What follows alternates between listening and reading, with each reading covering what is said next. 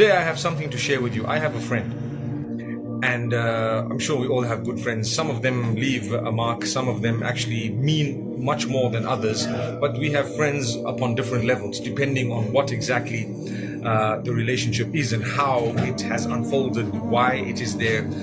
Usually, normally, those who are with you from childhood are the ones who would probably be with you for a longer period of time. Not necessarily. Sometimes we make the best of friends later on in life.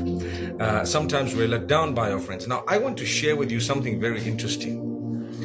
When you have a friend, you do not become so close to them that you share with them information that no one is supposed to be knowing besides you. Because one day when you break up, they will really have too much of information about you.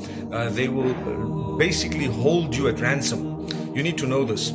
So therefore, it is a narration of the Prophet ﷺ. Some of the scholars say it may have stopped at the Sahaba, at the Sahabi. Some take it right to Muhammad ﷺ. However, it is brilliant advice. Stating that when you love someone, love them in moderation, which means you need to know the limits. You know, one day you may not be friends again. One day they may be your enemy. And the same applies when you dislike someone. You make sure that you dislike them in moderation. Don't do things that will create such a big embarrassment that the day you become friends, which is very possible for the Almighty, you will be embarrassed about what you did to them, or you will have hurt them a little bit much. So that's my piece of advice for today. And inshallah, I will be sharing more advice later on today. Let's speak about this a little bit. So I have a friend, mashallah, very close. They've helped me, maybe, this is just an example. They've helped me financially. They might have helped me get a place in school. They might have helped me during my school days, in my business, with my family. They might have helped me in so many different ways. Does it mean that I must lower my guard, tell them every detail about my life, where I've sinned, how I've sinned? Remember, my brothers and sisters, when you share your sins with others, it's actually another sin. When you share your sins with others, it becomes another sin. The reason is, إِنَّ الَّذِينَ يُحِبُّونَ أَن تَشِيعَ الْفَاحِشَةُ فِي الَّذِينَ آمَنُوا لَهُمْ عَذَابٌ أَلِيمٌ فِي الدُّنْيَا وَالْآخِرَةِ. Allah says, those who like to share the stories and tales of immorality with others, they will be served a severe punishment because you drop the level of morality. Imagine everyone goes and describe how they committed a sin. If you're teaching someone a lesson and you're saying, you know, we're all sinful people, we've all done things that we're not happy about, we're not proud of, you know, we've changed. Recently, I watched a clip on Brother Mike Tyson. I'm sure you guys would know who Brother Mike Tyson is. And there was an interview where someone who was asking him the questions, the interviewer, was actually asking him about something way back. And he said, hey, listen, that was when I was 19, 20. I don't know what your aim is in asking me these questions, where you want this interview to go. But now I'm 43, and this was like 10 years ago. He says, now I'm 43, and I really, really don't want to be the person I was. It's past, it's long. We've all changed. You've changed, I've changed. And wallahi, that's a fact. When we're young, sometimes we do things. As you grow older, you mature, you become a better person, you become more tolerant, you have your own children, you become a patient person. May Allah bless those who don't have children with children. Ameen. So basically what would happen is we would all change. We all have changed over time. It's not good enough for someone to keep harping about your past, about something you might have done when you were 15, 18, 19, 25, 28, and go all the way back. When your life has changed, you've contributed to humanity, everything has changed. You've contributed in a positive way to society, to your family. You've become a beautiful person. The people around you actually love you as you are today, not as you were before. Don't let your past bog you down, but we should never bog people down based on their past. What that means is, don't hold a person's past way back against them. If it is fresh and they have not changed their ways and habits, by all means, you may want to say this was the case since you were young. You have not changed. But if you see a change, if you witness a person having changed, having really developed themselves, you need to learn from what Brother Mike Tyson said the other day. Sorry, it was an interview that I watched the other day, but the statement was 10 years back. Words of wisdom, honestly. And I've seen when we were young, he was the hero. Well, not to say he's much older than I am, but at the same time, he was. I've seen some of his fights. He was a champion, a person I've never ever seen to this day I've never ever seen boxers who would actually catch my attention, so fiery and so, fired up. And the attack was so unique when it comes to Mike Tyson. He's the guy who's saying, hey, that was me a long time back.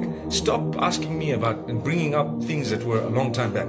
Now let's go back to what we were saying. So if, for example, you have something that you had done in the past that was not good and you shared it with your friends, one day when you're no longer a friend of that person, and that can happen, it has happened to almost all of us, where you've got a bosom buddy, a person who's very close to you, Allah takes them away to show you that the one who you're supposed to be the closest to is the Almighty. He alone will not let you down. The rest of the people can let you down. So when you get too close to people, sometimes the Almighty puts a crack there to say, hey, you got to know where your allegiance lies. Each one is for himself in the hereafter, but here, as much as we've given you friendship, you got to know your limits.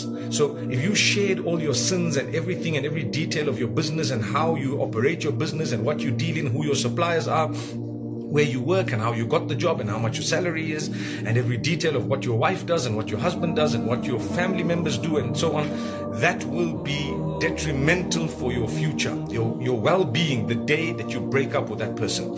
I promise you, it is a powerful piece of advice. My brothers and sisters, this is something we all need to learn from. And because human beings are such that, your heart opens up to someone, you feel so close to them. I've learned something very dangerous these days. You have people who are recording private discussions, and sometimes they mean well, sometimes they don't mean well.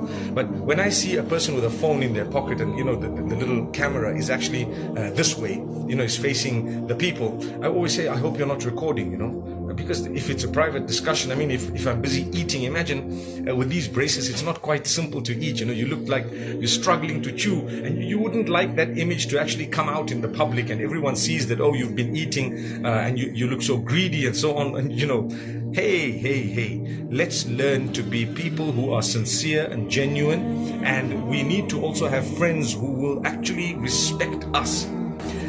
So it's beautiful where we have limits.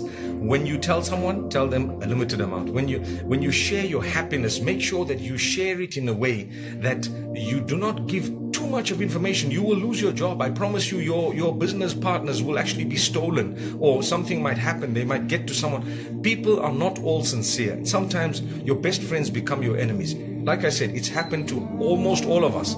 If not every one of us, maybe not your best friend, but a lot of people who were close to us. As time passes, there is a gap that happens. Sometimes it's legitimately because we're busy, because we're far away, we still love each other. Sometimes distance actually makes the heart grow fonder, indeed. But I'm talking of a different type of a distance. The distance where you now no longer care for each other.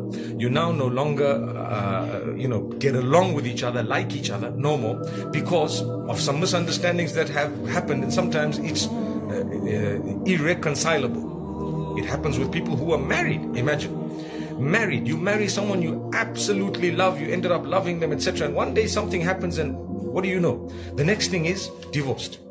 Divorce is permissible. It's the worst thing that could happen, but it's permissible. So now what you need to know is, when you've given too much of information and when you've been too close where every movement of yours is known, trust me, you've just shot yourself in the foot. That's what you've done. That's what you've done. Now, this is a powerful piece of advice.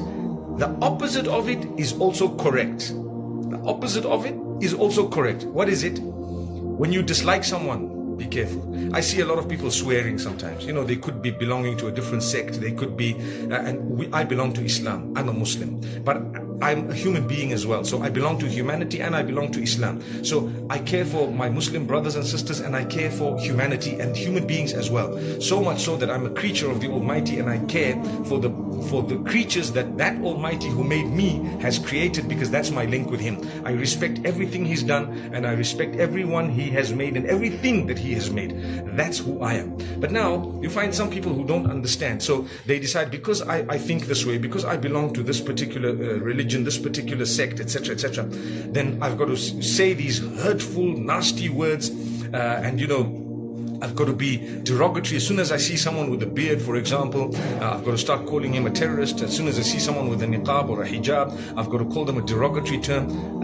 Excuse them. You know why? Because like I've said before, they hate you and their hatred has no limits to it. So it will go beyond the limit. It does happen with some Muslims as well, where hatred goes beyond the limit. I've seen it even with people of different sects. For example, people who disagree with you on one matter. Recently there was something that happened. People asked me a question. I'll give you an example. The ruling of cryptocurrency, what is it? Now, to be honest with you, there are two opinions. One says it's okay, one says it's not okay.